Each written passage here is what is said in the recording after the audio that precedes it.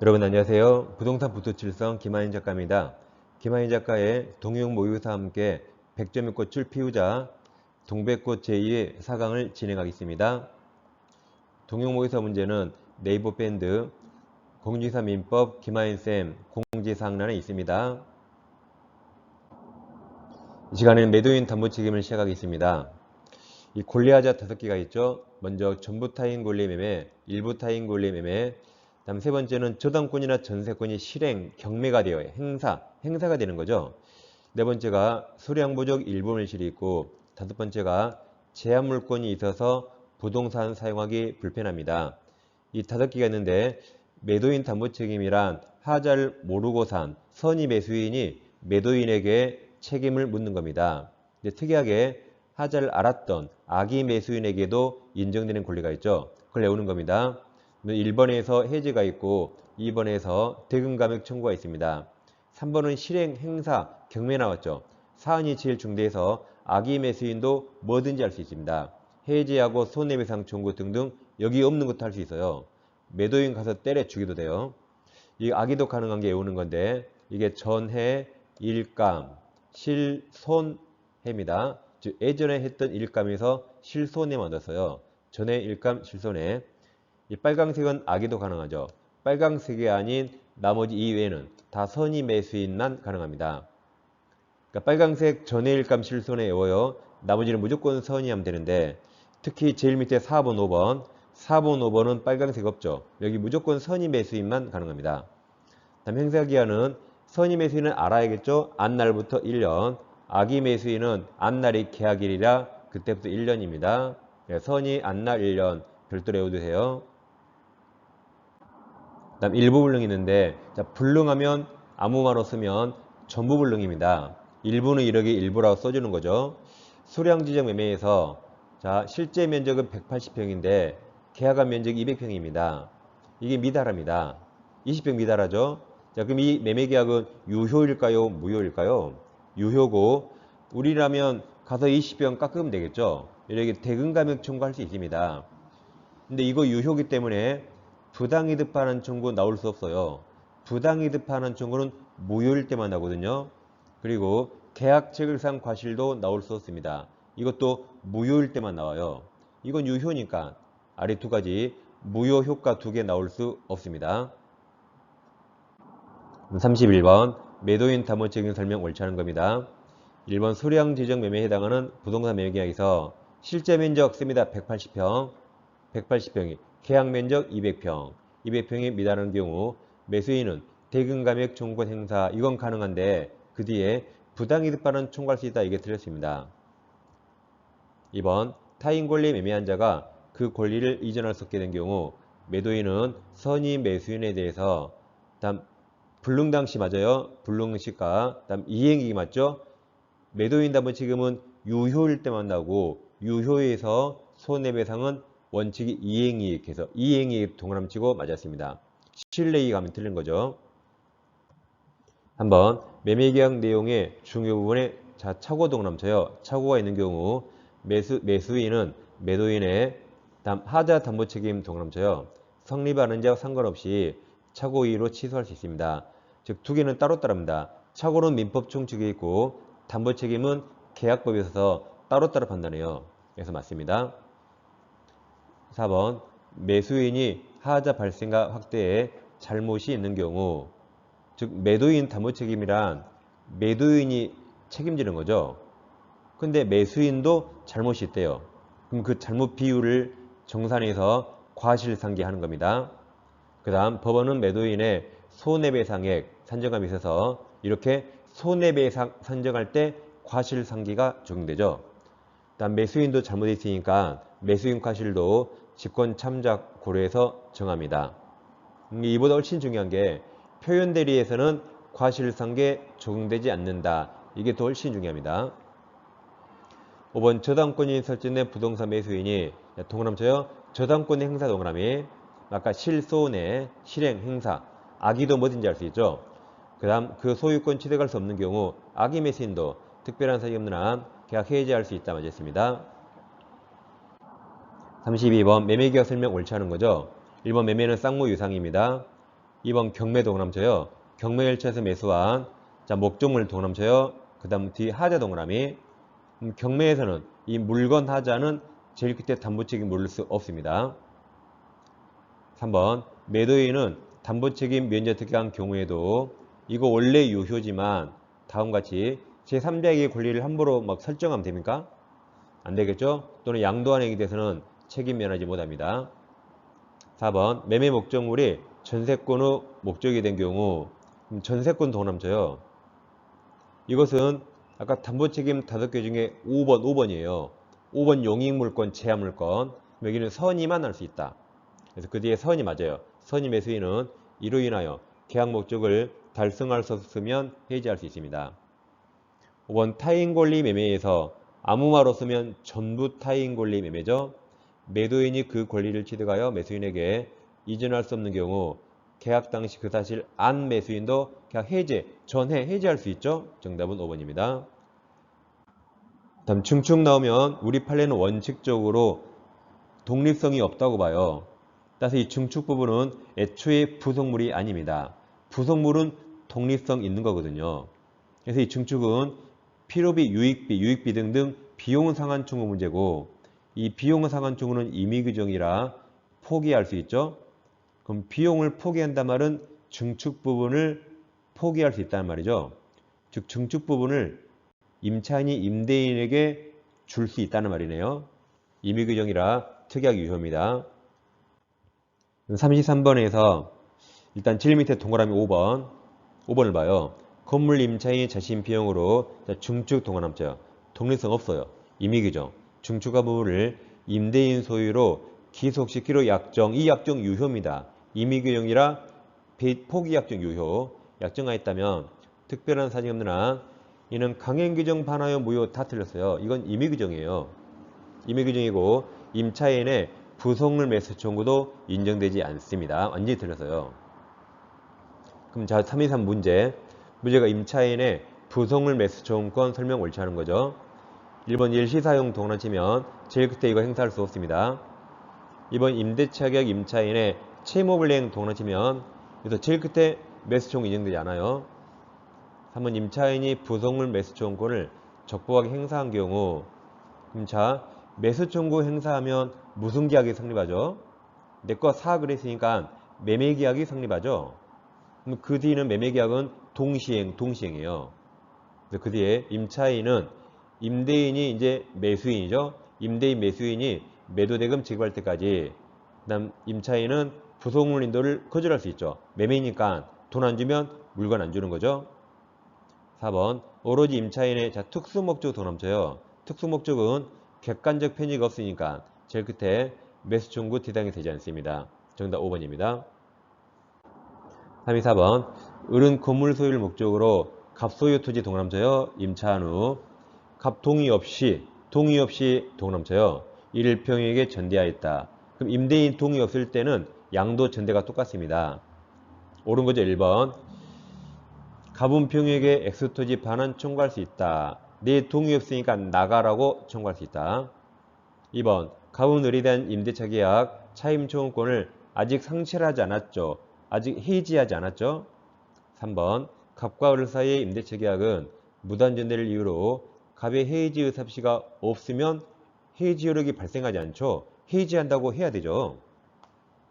4번 임대차 및 전대차 기간 만료 시 전차인 병이 신축한 건물이 X토지 현존하고 갑이 임대차 계약 갱신을 거절한 경우 병은 갑에게 건물 매수 청구할 수 없죠. 동의 얻은 거라면 가능하지만 여긴 동의 없으니까 병은 갑에게 행사할 수 없습니다. 정답은 4번이죠. 5번 갑과 을 사이 임대차 계약 존속하면 그러면 갑은 을에게 월차임 받으니까 재산상 손해가 없습니다. 그 뒤에 갑은 X토지 불법점을 이유로 병에게 차임 상당 부당이득 반환 청구할 수 없습니다. 그러니까 을에게 월세 받으니까 병한테 또 월세 달라고 못합니다. 근데 1번처럼 병한테 나가라고 할 수 있어요. 1번, 5번 두 개 잘 비교하세요. 35번 을은 갑소유주택 동그라미쳐요. 보증금 3억원 하는 임대차 계약을 갑과 체결한 다음 즉시 대항요건 동그라미쳐요. 갖추고 거주하겠다. 옳은 겁니다. 1번 묵시효갱신 나오면 2년이죠. 2번 임대차 계약을 1년으로 약정한 경우 임차인 을 맞아요. 을만 그 기간이 유효함을 주장할 수 있죠. 임대인은 못하죠. 2번이 정답입니다. 3번 임대차가 묵시효갱신되면 사람이 바뀌었네요. 을만 언제든지 갑에게 해지 통지할 수 있고 3개월 지나면 끝나는 거죠. 4번 임대차 계약을 약정하지 않으면 2년이 되지 2년. 5번이 대항력이죠. 문제의 대항요건 동그랗잖아요. 5번 임대차 기간이 만료되기 전에 갑이 병에게 주택을 매도하고 소유권 등기 마친 경우 을은 병 제3자 병에게 임차권을 주장, 대항할 수 있습니다. 36번 갑은 을 저당권 동그라미쳐요. 설정되어 있는 소유자의 가로 쳐봐요. 병소유 X유택 가로 이걸 병으로부터 보증금 2억원의 임차 동그라미쳐요. 씁니다. 갑이 임차하고 대항요건 동그라미치시고 확정일자 동그라미쳐요. 그럼 지금까지 밑에 보면 병주택을 저당권 을 동그라미쳤죠. 그리고 갑이 임차권 대항요건 동그라미치고 확정일자 동그라미쳤습니다. 다음 문제 세 번째 줄. 그 후 정의 주택에 저당권 동그라미쳐요. 씁니다. 저당권 정이죠. 시대간 다음 저당권 실행을 위한 경매에서 무가 소유권 경락받았네요. 정의 경매에서 무가 경락받았습니다. 자, 그럼 이 갑은 변과 임대차 있죠. 그럼 갑은 변과 임대차를 경락인 무에게 대항할 수 있습니까? 그러면 경매가 나오면 1순위 저당권 1번이 말속의 징물이라 밑에 샌드위치 소멸합니다. 대항로 소멸하죠? 대항할 수 없다. 쫓겨납니다. 근저당 소멸하죠? 그러니까 갑은 무에게 대항할 수 없고 쫓겨납니다. 쫓겨나요.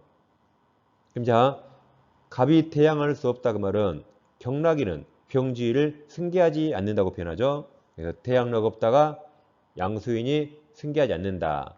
반면 대항력 있다는 양수인이 승계한다고 표현합니다. 그럼 동그라미 1번 을저당권 경매에서 저당권 무조건 소멸하죠. 2번 무가 임대인 병지 승계하지 않죠. 정답. 3번 갑이 적법한 배당료 가면 을보다 보증금 2억에 대해서 우선면제 받는 거 아니죠. 을이 먼저 받고 갑이 나중에 받죠. 2번과 4번이 같은 말이죠. 4번은 갑은 무로부터 보증금을 전부 받을 때까지 임대차 관계 존속을 주장이 대항할 수 없죠. 크게 승계하지 않는다. 5번 정의 갑보다 매각대금 우선면제 받는 거 아니죠. 갑이 확정일자 더 빨랐고 정의 느립니다. 정답 2번입니다. 다음 주임법, 상임법 적용 범위 잠깐 다시 복습합니다. 주임법은 모든 주택임대차에 다 적용되죠. 물론 일시사용 제외하고입니다. 상임법은 모든 상가임대차에 다 적용된 게 아닙니다. 상임법은 먼저 사업자 등록 대상이 돼야 되고 환산보증금 제한이 있어요. 서울은 얼마죠? 환산보증금? 서울은 9억입니다. 9억 이하는 상임법 전부가 적용되고 9억을 초과하면 상임법 일부만 적용됩니다. 그러니까 주임법은 보증금이 100억이라도 적용됩니다. 상임법은 돈 많은 상가임차인 보호 안 해요. 9억 이하만 원칙 보호하고 9억을 초과하면 일부만 보호하는데 그걸 꼭 외워두셔야 돼요.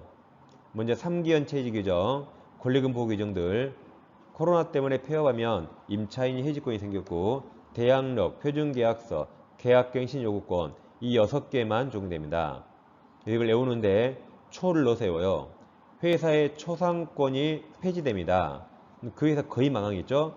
그래서 대표가 깨갱했다. 다시 회사의 초상권이 폐지되니까 대표가 깨갱했다. 이것만 적용됩니다. 그럼 최근에 시험에 나온 게 임차권 등기 명령 없죠? 적용 안 돼요. 경매에서 보증금 우선 변제권 적용 안 돼요. 최단기간 1년 보장 적용 안 됩니다. 그리고 우선 변제권 적용 안 되니까 우선 변제 요건인 확정일자 부여도 적용 안 된다. 오직 이것만 적용되니까 시험 나오면 시험지에 써요. 초상권 폐지, 대표 깨갱 써놓고 풀면 되겠죠. 다음 7번 갑은 2021년 2월 1일 서울에 위치한 가로쳐요. 을 소유 X 상가금을 걸었죠. 에 대해서 보증금 5억 원, 올차임 500만 원이에요. 그럼 월세 곱하기 배가면 5억이고 보증금이 합산하면 10억이니까 9억을 초과합니다. 계약을 체결했다. 갑은 2021년 2월 15일 건물 인도받아 영업 개시하고 사업자 등을 신청하였다. 그럼 대항력이 생겼네요. 틀린 겁니다. 이 계약에는 확정일자 부여 등 규정 적용되지 않아요. 그러니까 초상권 폐지 대표 계획엔 확정일자 없습니다. 니은 갑이 임차건물 일부를 경과실 동남쳐요. 경과실로 파손하면 임대인 을은 갑의 계약갱신 요구 거절할 수 없습니다. 중과실일 때만 거절할 수 있죠. 디귿 갑이 2개월 차임을 연체하던 중 누구에게 연체했죠? 을. 그럼 을에게 그거 줘야겠죠. 매매로 건물 소유자가 병으로 바뀐 경우 특별한 사정이 없는 한 연체 차임은 병에게 지급하는 거 아니죠? 을에게 밀렸으니까 을에게 지급해야겠죠. 정답 5번입니다. 다음 집합건물법에서 분양자나 시공자 담보 책임이 있는데 분양자, 시공자는 건물을 하자 당연히 담보 책임 지는데 기산점이 중요한데 자 이걸 우리가 외울 필요 없고 이걸 옳게 내면 전유 부분은 구분운사 인도함 날리고 틀리게 내면 전유 부분을 그 아래에 있는 사용금 사일로 바꿔내요. 공용 부분을 위에 있는 구분소재 인도라고 바꿔냅니다. 그러니까 외울 필요 없이 이걸 크로스로 거꾸로 내면 틀렸는가 하면 됩니다. 그럼 잘 보세요. 잘 봐요. 유유 000 유유 000 그럼 외울 필요 없잖아요. 유유 000 38번 집합건물법 틀린 겁니다. 이것도 우리 기출문제를 제가 변형한 겁니다. 각 공유자는 공용 부분을 동남쳐요. 용도에 따라 동남이 사용하였습니다. 니은 전유 부분에 관한 담보 책임 전속기가 나오네요. 그럼 유인데 전유라 사용 사용금 다 틀렸죠.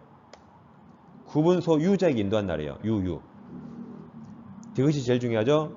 구조상차 공용 부분 동남쳐요. 공용 부분에 관한 물건의 득실 변경은 등기해야 틀렸죠. 등기 없이. 우리가 등기 없이 외웠죠.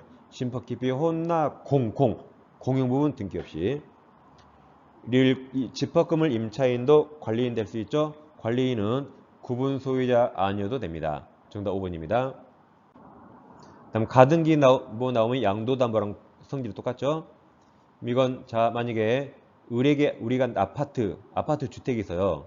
돈이 필요해서 갑 은행한테 3억을 빌리고 은행 앞으로 내 아파트에 저당권을 설정해 줍니다. 그럼 이제부터 아파트 누가 살죠? 은행 갑이 사는 거 아니죠? 여전히 채무자 내가 살죠? 이처럼 저당권은 목조물을 점유하지 않습니다. 그래서 을이 아파트를 평한데 임대차에서 월 차임이 나오면 이 월세 은행이 받아가랍니까? 그런 거 아니죠? 채무자 내가 받죠? 대신 을은 갑에게 이자를 내는 거죠. 이처럼 저당권은 목조물을 점유하지 않으니까 과실에도 원칙 효력이 미치지 않습니다. 그럼 저당권과 똑같은 게 담보가 있는 가등기 담보, 양도 담보 이 셋 다 똑같아요. 이 셋 다 부동산을 원칙 사용하지 않고 과실도 손대는 거 아닙니다. 그래서 목조물 사용 수익권은 원칙 채무자 설정자한테 있고 이 담보권자들이 청산하면 할 일이 다 있거든요. 그때부터는 담보권자, 채권자가 사용합니다. 다음 담보권자는 설정자나 그 설정자로부터 채무자로부터 사용 수익을 승계한 자, 임차인 등에게 아까 월세 손대는 거 아니라 그랬죠? 그래서 임료상당의 손해배상이나 부당이득 반환 청구할 수 없습니다. 은행이 월세 받는 거 아니에요. 다음 인도청구란 아까 원래 채무자가 사용 수익하는데 채무자가 돈을 못 주면 뺏어와야겠죠. 그게 인도청구입니다. 담보권자가 있으면 채무자가 이행치체 돈 못 줘요. 또는 그 채무자로부터 점유이주받는 자, 이 물건 뺏어와야 되는데 양도담보권자는 청산을 마쳐야 소유자입니다. 아직 청산했단 말 없죠? 아직 소유자 아니라 소유권이 없으니까 소유권으로 인도청구할 수 없고 대신 돈 안 주면 실행해야겠죠? 그래서 실행을 이유로 인도청구할 수 있습니다. 39번 을은 갑에 대한 1억 원 차용금 채무를 담보동을 함쳐요. 담보하기 위해서 자신의 X금을 시가 2억 원에서 간명의로 소유권 이전 등기 동을 함쳐요. 그럼 소유권 양도에 있지만 실질은 무슨 목적이죠? 담보, 이게 양도담보죠. 만약 갑명의로 가등기 했다면 가등기 담보. 여기 소유권 양도했죠? 양도담보입니다. 틀린 거죠? 1번 갑은 X금을 화재로 을이 취득한 화재 보험금 초음권에서 물상대할 수 있습니다. 양도담보는 저당권하고 똑같아요. 물상대할 수 있다. 2번, 3번 두 개 묶어요. 2번 갑은 을로부터 X금을 임차하여 사용하고 있는 병에게 소유권 동남져요. 소유권에 의해서 반환 청구할 수 없다 그랬죠? 3번 갑은 담보권 실행 동남져요. 실행으로서 을로부터 임차하여 건물을 점유하는 병한테 이때는 인도 청구할 수 있다 그랬죠? 4번 갑은 을로부터 건물 임차하여 사용하는 병 임차인에게 임료상당 부당이득 반환 청구할 수 없습니다. 월세 못 받는다 그랬죠? 자, 5번 갑은 뭘 해야 소유자죠? 청산을 해야 소유자죠. 근데 아직 청산했단 말 없죠. 아직 소유자 아닙니다. 이 소유자도 아닌 갑이 X건물을 선의정 동남져요.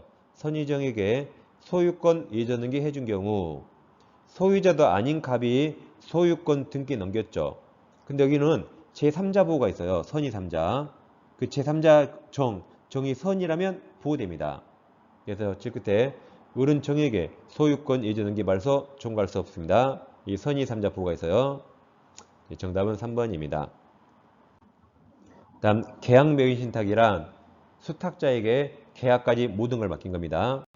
병에게 X가 있는데 갑이 X를 사고 싶은데 갑이 미국 출장 중이라 한국에 못 들어와요.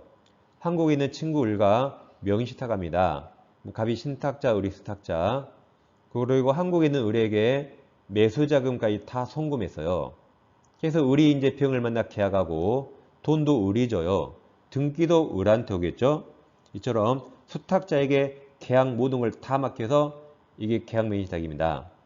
그럼 갑과 을의 명의신탁은 무효죠. 갑과 을은 종중 배우자 아니잖아요. 무효. 그럼 병은 일반적으로 갑과 을의 관계를 모를 겁니다. 선의로 가정해요. 왜냐면 매매도 을하고 했죠. 돈도 을이 줬죠. 등기도 을한테 갔죠. 병은 갑과 을의 관계 모르는 선이라면 이 선의 병을 보호하기 위해서 병이 한 행위가 유효입니다. 그럼 명의신탁을 병이 한 거 아니죠? 병이 한 게 매매계약과 을 앞으로 등기 이전이 유효가 됩니다. 을이 완전한 소유자예요.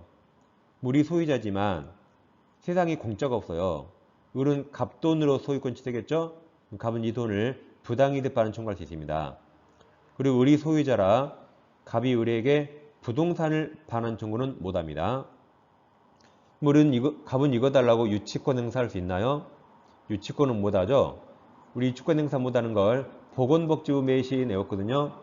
명의신탁 X, 매매대금 X. 유치권은 못합니다. 그럼 을은 소유자라 정한테 팔 수 있죠. 팔고 등기하면 정은 악이라도 소유권 취득합니다. 왜 취득할까요? 오른쪽 끝에 있는 실명법 4조 3항 이 특칙 필요 없습니다.